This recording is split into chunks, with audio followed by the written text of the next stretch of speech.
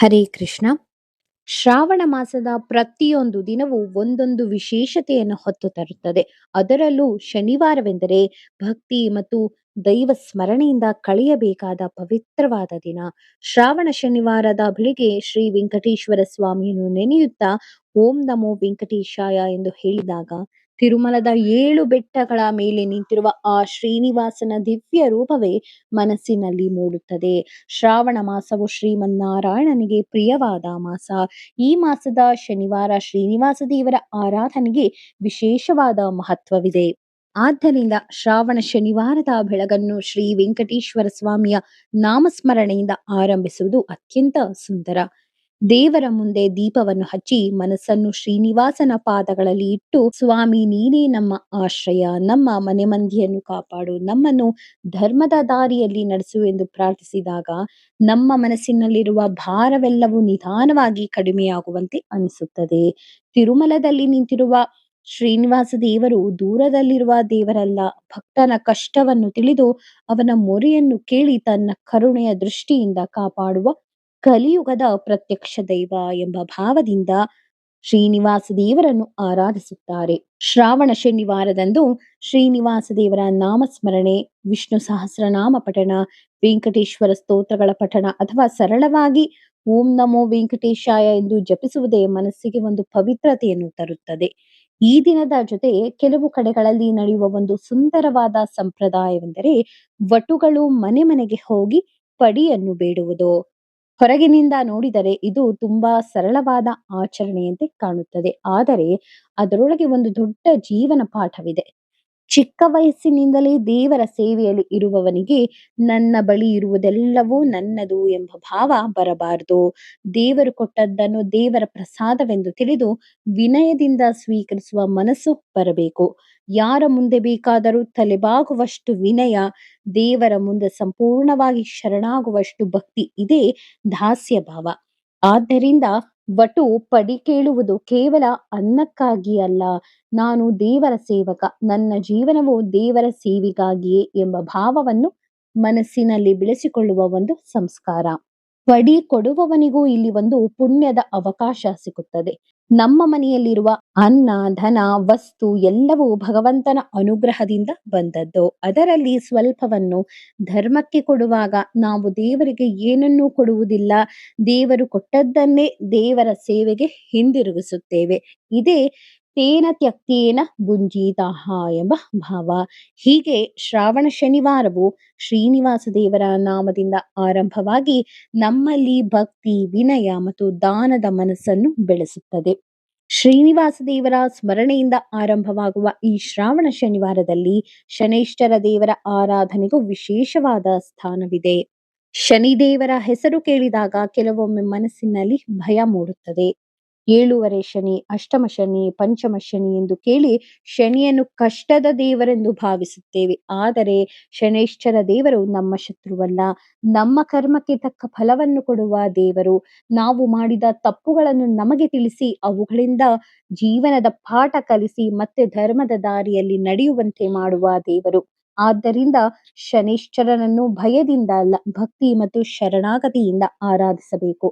ಶನೈಶ್ಚರನ ಆರಾಧನೆಯಲ್ಲಿ ಎಳ್ಳೆಣ್ಣೆಗೆ ವಿಶೇಷ ಸ್ಥಾನವಿದೆ.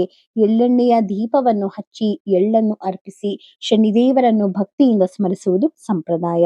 ಸಾಧ್ಯವಿರುವವರು ಎಳ್ಳು, ಎಳ್ಳೆಣ್ಣೆ, ಕಬ್ಬಿಣದ ಪಾತ್ರೆ ಮುಂತಾದವುಗಳನ್ನು ದಾನ ಮಾಡ್ತಾರೆ. ಅರ್ಹರಿಗೆ ಭೋಜನ ಮಾಡಿಸಿ ದಕ್ಷಿಣೆ ನೀಡಿ ಇದು ನಿನ್ನದೇ ಸ್ವಾಮಿ, ನಿನಗೆ ಅರ್ಪಣೆ ಎಂಬ ಭಾವದಿಂದ ಕೃಷ್ಣಾರ್ಪಣ ಮಾಡುವುದು ಈ ಪೂಜೆಯ ಒಳಗಿನ ಸೌಂದರ್ಯ. ಮಂತ್ರಾಕ್ಷತೆಗಾಗಿ ಎಳ್ಳು ಮತ್ತು ಉದ್ದನ್ನು ಮಿಶ್ರಣ ಮಾಡಿ ಬಳಸುವ ಪದ್ಧತಿಯೂ ಇದೆ.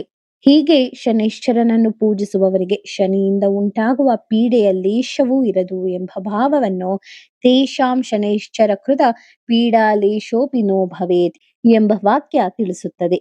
ಶ್ರಾವಣದ 4 ಶನಿವಾರಗಳಲ್ಲಿಯೂ ಈ ಪೂಜೆಯನ್ನು ಆಚರಿಸುವುದು ವಿಶೇಷ. ಇದರಿಂದ ಲಕ್ಷ್ಮಿಯು ಸ್ಥಿರಳಾಗಲಿ, ಕುಟುಂಬದಲ್ಲಿ ಸಂತಾನ, ಸಂಪತ್ತು ಮತ್ತು ಮಂಗಳ ಹೆಚ್ಚಾಗಲಿ ಎಂಬುದು ಈ ವ್ರತದ ಫಲಭಾವನೆ. ಶ್ರಾವಣ ಮಾಸದ ಶನಿವಾರದಂದು ಶನೈಶ್ಚರನ ಜೊತೆಗೆ ಶ್ರೀ ನೃಸಿಂಹದೇವರು ಮತ್ತು ಅಂಜನಿ ನಂದನಾದ ಹನುಮಂತನ ಪೂಜೆಯನ್ನು ಮಾಡಬೇಕು ಎಂದು ಶಾಸ್ತ್ರದಲ್ಲಿ ಹೇಳಲಾಗಿದೆ. ಶ್ರಾವಣೇ ಮಾಸಿ ದೇವಾನಾಂ ತ್ರಯಾಣಾಂ ಪೂಜನಂ ಶನೌ ನೃಸಿಂಹಸ್ಯ ಶನೈಶ್ಚೈವ ಅಂಜನಿ ನಂದನಸ್ಯ ಚ. ನರಸಿಂಹದೇವರನ್ನು ಪೂಜಿಸುವುದಕ್ಕೂ ಒಂದು ಸುಂದರವಾದ ಅರ್ಥವಿದೆ. ಭಕ್ತ ಪ್ರಹ್ಲಾದನಿಗಾಗಿ ಕಂಬದಿಂದಲೇ ಹೊರಬಂದ ನರಸಿಂಹಸ್ವಾಮಿ ಭಕ್ತನಿಗೆ ಅಪಾಯ ಬಂದಾಗ ಭಗವಂತನು ಯಾವ ರೂಪದಲ್ಲಾದರೂ ಬಂದು ಕಾಪಾಡುತ್ತಾನೆ ಎಂಬುದನ್ನು ತೋರಿಸಿದನು. ಅದಕ್ಕಾಗಿಯೇ ನರಸಿಂಹದೇವರ ಮುಂದೆ ಉಗ್ರಂ ವೀರಂ ಮಹಾವಿಷ್ಣುಂ ಜ್ವಲಂತಂ ಸರ್ವತೋಮುಖಂ ನೃಸಿಂಹಂ ಭೀಷಣಂ ಭದ್ರಂ ಚ ಮೃತ್ಯೋರ್ಮೃತ್ಯುಂ ನಮಾಮ್ಯಹಂ ಎಂದು ಭಕ್ತಿಯಿಂದ ಸ್ಮರಿಸಲಾಗುತ್ತದೆ. ಅರಿಶಿಣ ಕುಂಕುಮ ಹೂವುಗಳಿಂದ ಪೂಜಿಸಿ ನರಸಿಂಹದೇವರಿಗೆ ಪ್ರಿಯವಾದ ತುಪ್ಪದಿಂದ ಅಭಿಷೇಕ ಮಾಡುವುದು ವಿಶೇಷವೆಂದು ಹೇಳಲಾಗಿದೆ. ನರಸಿಂಹದೇವರ ಉಗ್ರ ರೂಪದ ಹಿಂದೆ ಭಕ್ತನ ಮೇಲಿನ ಅಪಾರವಾದ ಕರುಣೆ ಇದೆ. ಹೊರಗೆ ಉಗ್ರ, ಒಳಗೆ ಭಕ್ತನಿಗಾಗಿ ಕರಗುವ ಕರುಣಾಮೂರ್ತಿ. ಆದ್ದರಿಂದ ಶ್ರಾವಣ ಶನಿವಾರದಂದು ನರಸಿಂಹದೇವರನ್ನು ಸ್ಮರಿಸಿದಾಗ ನಮ್ಮ ಭಯಗಳನ್ನೆಲ್ಲ ನೀನೇ ತೆಗೆದುಕೋ, ನನ್ನನ್ನು ಧರ್ಮದ ದಾರಿಯಲ್ಲಿ ನಡೆಸು ಎಂದು ಅವನ ಪಾದಗಳಲ್ಲಿ ಮನಸ್ಸನ್ನು ಇಡಬಹುದು. ಇದೇ ದಿನ ಹನುಮಂತ ದೇವರ ಆರಾಧನೆಯು ವಿಶೇಷ. ಶ್ರೀರಾಮನಾಮವನ್ನೇ ತನ್ನ ಉಸಿರಾಗಿಸಿಕೊಂಡ ಹನುಮಂತ ದೇವರು ತನ್ನಲ್ಲಿದ್ದ ಅಪಾರ ಶಕ್ತಿಯನ್ನು ತನ್ನದಾಗಿ ಭಾವಿಸಲಿಲ್ಲ. ಇದು ರಾಮನ ಸೇವೆಗೆ ಎಂದು ಎಲ್ಲವನ್ನೂ ಶ್ರೀರಾಮನ ಪಾದಗಳಲ್ಲಿ ಅರ್ಪಿಸಿದನು. ಅದಕ್ಕಾಗಿಯೇ ಹನುಮಂತನು ದಾಸ್ಯ ಭಕ್ತಿಯ ಅತ್ಯಂತ ಸುಂದರವಾದ ರೂಪ. ಅಂಜನಾ ಸೂನುಹು ವಾಯುಪುತ್ರ ಮಹಾಬಲ ರಾಮೇಷ್ಟ ಫಾಲ್ಗುಣಸಖ ಪಿಂಗಾಕ್ಷ ಅಮಿತ ವಿಕ್ರಮ ಉದತಿಕ್ರಮಣ ಸೀತಾ ಶೋಕ ವಿನಾಶಕ ಲಕ್ಷ್ಮಣ ಪ್ರಾಣದಾತ ದಶಗ್ರೀವಸ್ಯ ದರ್ಪಃ. ಈ ಹನುಮಂತನ ದ್ವಾದಶ ನಾಮಗಳನ್ನು ಸ್ಮರಿಸುವುದು ಶ್ರಾವಣ ಶನಿವಾರದಲ್ಲಿ ವಿಶೇಷ. ಹನುಮಂತ ದೇವರನ್ನು ನೆನೆದಾಗ ಮನಸ್ಸಿಗೆ ಧೈರ್ಯ ಬರುತ್ತದೆ. ಕಷ್ಟ ಬಂದಾಗ ಕುಗ್ಗದೆ ರಾಮನಿದ್ದಾನೆ, ನಾನು ಒಬ್ಬನೇ ಅಲ್ಲ ಎನ್ನುವ ಭಾವ ಮೂಡುತ್ತದೆ. ಆರೋಗ್ಯ, ಬಲ, ಧೈರ್ಯ ಮತ್ತು ರೋಗ ಬಾಧೆಯಿಂದ ಮುಕ್ತಿಗಾಗಿ ಹನುಮಂತ ದೇವರನ್ನು ಭಕ್ತಿಯಿಂದ ಪ್ರಾರ್ಥಿಸಲಾಗುತ್ತದೆ. ಇನ್ನು ಶ್ರಾವಣ ಶನಿವಾರದ ಮತ್ತೊಂದು ವಿಶೇಷ ಅಶ್ವತ್ಥ ವೃಕ್ಷದ ಆರಾಧನೆ. ಅಶ್ವತ್ಥ ವೃಕ್ಷವನ್ನು ನಮ್ಮ ಪೂರ್ವಜರು ಕೇವಲ ಒಂದು ಮರವನ್ನಾಗಿ ನೋಡಲಿಲ್ಲ, ಅದರಲ್ಲಿಯೂ ದೇವರ ಸಾನ್ನಿಧ್ಯವನ್ನು ಕಂಡರು. ಒಂದು ವಿಶೇಷ ನಂಬಿಕೆಯ ಪ್ರಕಾರ ವಾರದ ಇತರ ದಿನಗಳಲ್ಲಿ ಅಲಕ್ಷ್ಮಿಯು ಅಶ್ವತ್ಥ ವೃಕ್ಷದಲ್ಲಿ ನೆಲೆಸಿರುತ್ತಾಳೆ, ಆದರೆ ಶನಿವಾರದಂದು ಶ್ರೀ ಲಕ್ಷ್ಮಿಯು ಅಲ್ಲಿ ನೆಲೆಸಿರುತ್ತಾಳೆ ಎಂದು ಹೇಳಲಾಗಿದೆ. ಆದ್ದರಿಂದ ಶನಿವಾರದಂದು ಅಶ್ವತ್ಥ ವೃಕ್ಷವನ್ನು ಭಕ್ತಿಯಿಂದ ನೋಡಿ ಪೂಜೆ ಮಾಡಿ ಪ್ರದಕ್ಷಿಣೆ ಮಾಡಿ ಆಲಿಂಗನ ಮಾಡುವ ಪದ್ಧತಿ ಇದೆ. ಇದರಿಂದ ಸಮಸ್ತ ಸಂಪತ್ತುಗಳು ದೊರೆಯುತ್ತವೆ ಎಂಬ ನಂಬಿಕೆ ಇದೆ. ಅಶ್ವತ್ಥ ವೃಕ್ಷದ ಕೆಳಗೆ ನಿಂತು ಒಂದು ಕ್ಷಣ ಕಣ್ಣು ಮುಚ್ಚಿ ದೇವರನ್ನು ನೆನೆದಾಗ ಪ್ರಕೃತಿಯಲ್ಲಿಯೂ ಭಗವಂತನ ಸಾನ್ನಿಧ್ಯವನ್ನು ಅನುಭವಿಸುವ ಅವಕಾಶ ಸಿಗುತ್ತದೆ. ಹೀಗೆ ನೋಡಿದರೆ ಶ್ರಾವಣದ ಒಂದು ಶನಿವಾರದಲ್ಲಿಯೇ ಎಷ್ಟು ದೈವಿಕತೆ ಅಡಗಿದೆ. ಬೆಳಗ್ಗೆ ಶ್ರೀನಿವಾಸನ ನಾಮಸ್ಮರಣೆ, ಶನೈಶ್ಚರನ ಆರಾಧನೆ, ನೃಸಿಂಹದೇವರಿಗೆ ಶರಣಾಗತಿ, ಹನುಮಂತನ ದಾಸ್ಯ ಭಕ್ತಿ, ಅಶ್ವತ್ಥ ವೃಕ್ಷದ ಪಾವಿತ್ರ ಮತ್ತು ದಾನ ಧರ್ಮದ ಮೂಲಕ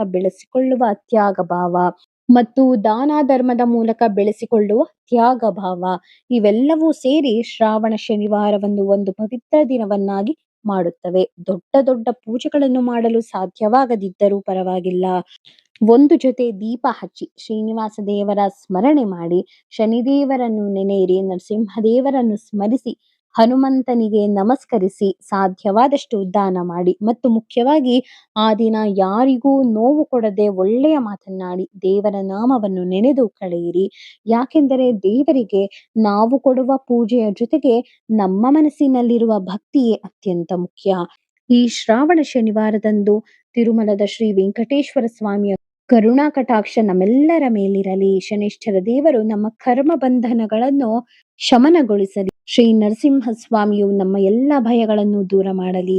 ಹನುಮಂತ ದೇವರು ನಮಗೆ ಬಲ, ಧೈರ್ಯ ಮತ್ತು ಆರೋಗ್ಯವನ್ನು ನೀಡಲಿ. ಶ್ರೀ ಮಹಾಲಕ್ಷ್ಮಿಯ ಅನುಗ್ರಹದಿಂದ ಎಲ್ಲರ ಮನೆಗಳಲ್ಲಿ ಮಂಗಳ, ನೆಮ್ಮದಿ ಮತ್ತು ಸಮೃದ್ಧಿ ಸದಾ ನೆಲೆಸಿರಲಿ. ಶ್ರೀ ಕೃಷ್ಣಾರ್ಪಣಮಸ್ತು.